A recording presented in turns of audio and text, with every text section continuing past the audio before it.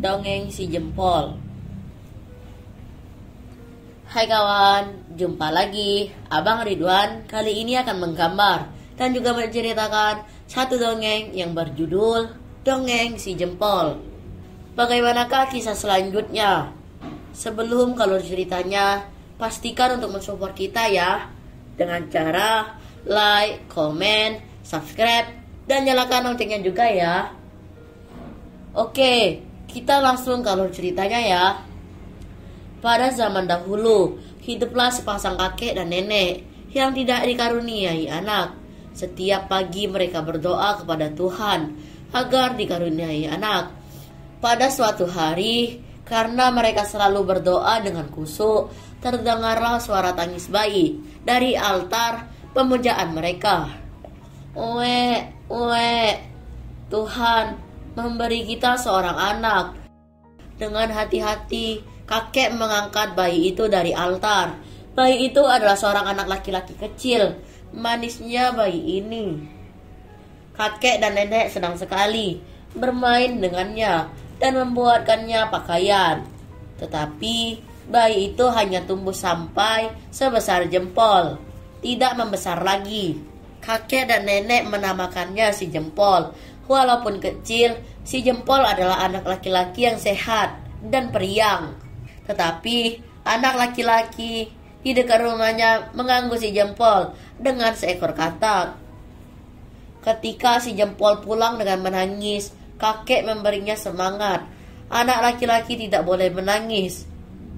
Pada suatu hari, si Jempol berkata kepada kakek, "Walaupun badanku kecil, aku ingin menjadi seorang laki-laki kuat dan tak terkalahkan.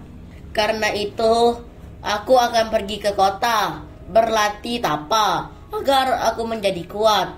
Biarkanlah aku pergi," kata si Jempol. Kakek terkejut, tetapi katanya, untuk seorang anak yang baik, ada peribahasanya bila ia akan bepergian. Pergi, menjadi kuat, dan kembalilah. Nenek segera mempersiapkan keberangkatan si Jempol. Pedangnya dibuat dari jarum, tudungnya dari mangkuk kayu, dan tongkatnya dari sumpit. Ia dipakaikan kimono baru yang indah. "Wah, kau berbeda sekali, tampak seperti pemuda yang gagah," kata nenek dengan bangga.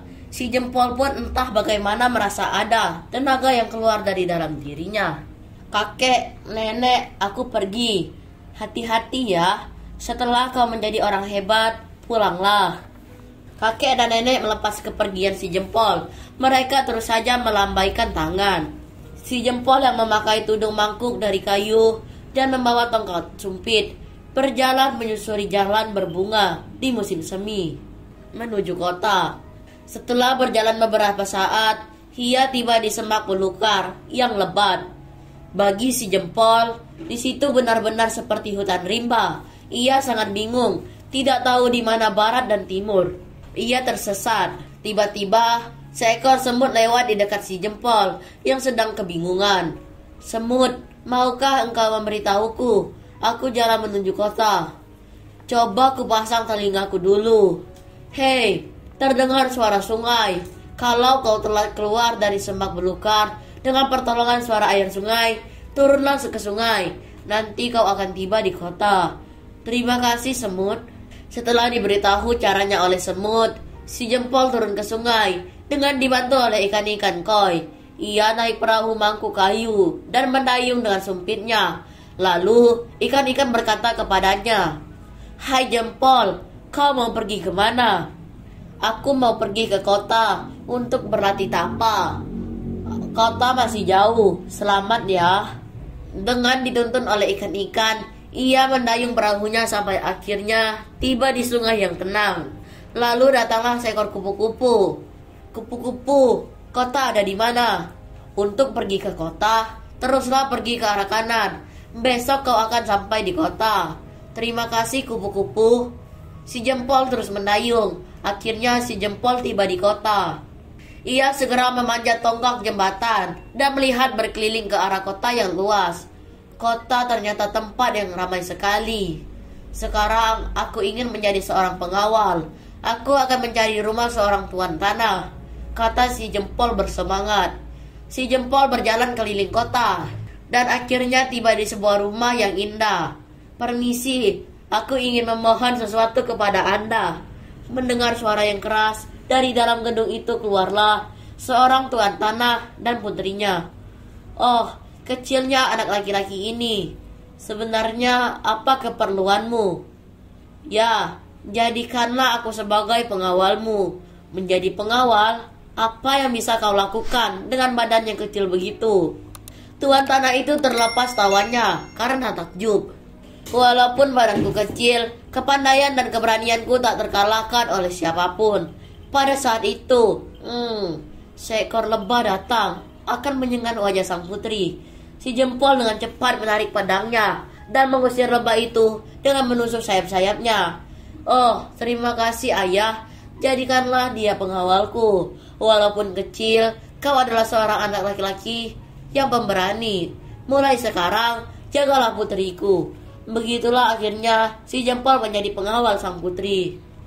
Si Jempol, "Mulai sekarang kita akan selalu bersama. Ya, apapun yang terjadi, aku akan menjagamu." Sang putri berlaku amat baik kepada si Jempol.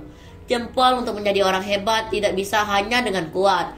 Kau juga harus belajar ilmu pengetahuan. Karena sang putri mengajar si Jempol dengan penuh perhatian, maka si Jempol jadi bisa menghafal huruf, membaca dan menulis. Si Jempol segera mengirim surat ke kampung halamannya. Kakek dan nenek merasa senang sekali. Pada suatu hari, sang putri berangkat menuju kuil. Tentu saja si Jempol menemuinya. Tetapi betapapun cepatnya dia berjalan, sang putri pasti tak terkejar. Putri pun berjalan sambil memasukkan si Jempol dalam lengan bajunya.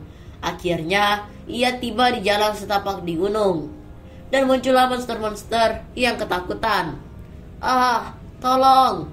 Monster itu bermaksud menangkap sang putri. Si Jempol yang bersembunyi di lengan kimono sang putri segera melompat dan menghunus pedang jarumnya. Putriku yang cantik dikawal oleh orang sejempol."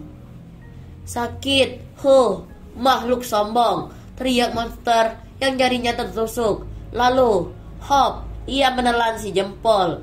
Karena si Jempol ditelan monster, putri pingsan.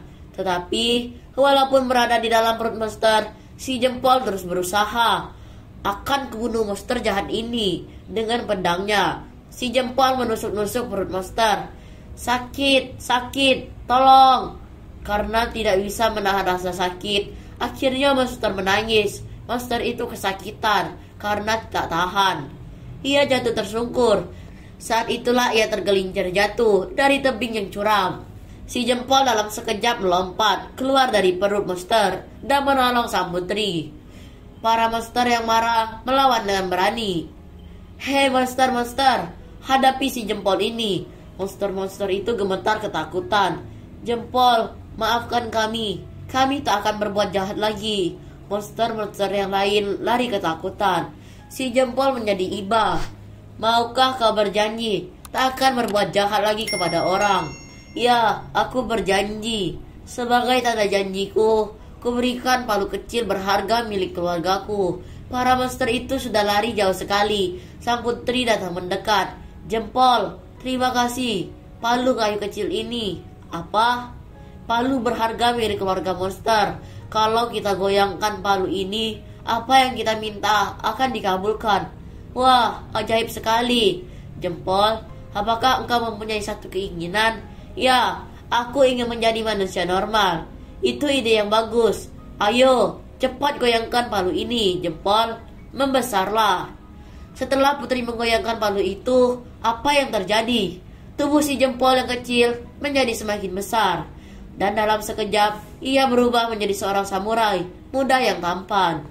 "Oh Jempol, kau adalah seorang yang tampan." Putri dan si Jempol pulang bersama-sama. Kakek amat terkejut melihat si Jempol yang telah menjadi samurai. Ia bertanya apa yang telah terjadi. "Jempol, terima kasih karena engkau telah menolong putriku. Keberanianmu sangat mengagumkan. Menjadi besarnya engkau adalah karunia Tuhan." "Ya, aku amat bersyukur. Ngomong-ngomong, aku punya satu permintaan." "Apakah permintaan Tuhan itu?" Maukah engkau menikah dengan anakku? Dengan malu, si Jempol menjawab, ya, dengan senang hati. Putri pun memerah pipinya. Begitulah, si Jempol dan Putri menikah. Kemudian, mereka mengajak kakek dan nenek tinggal di kota. Dan mereka hidup bahagia selamanya. Jadi, yang dapat kita petik dari dongeng si Jempol ini adalah di mana sebenarnya letak kekuatan dari badan yang kecil. Usaha keras dari si Jempol memberikan satu semangat kepada kita. Ya, seru kan ceritanya? Oke, makasih banyak ya kawan-kawan sudah menyimak cerita kita kali ini. Sampai jumpa di kisah dan cerita yang lainnya dalam video menggambar dan bercerita. Terima kasih ya. Bye.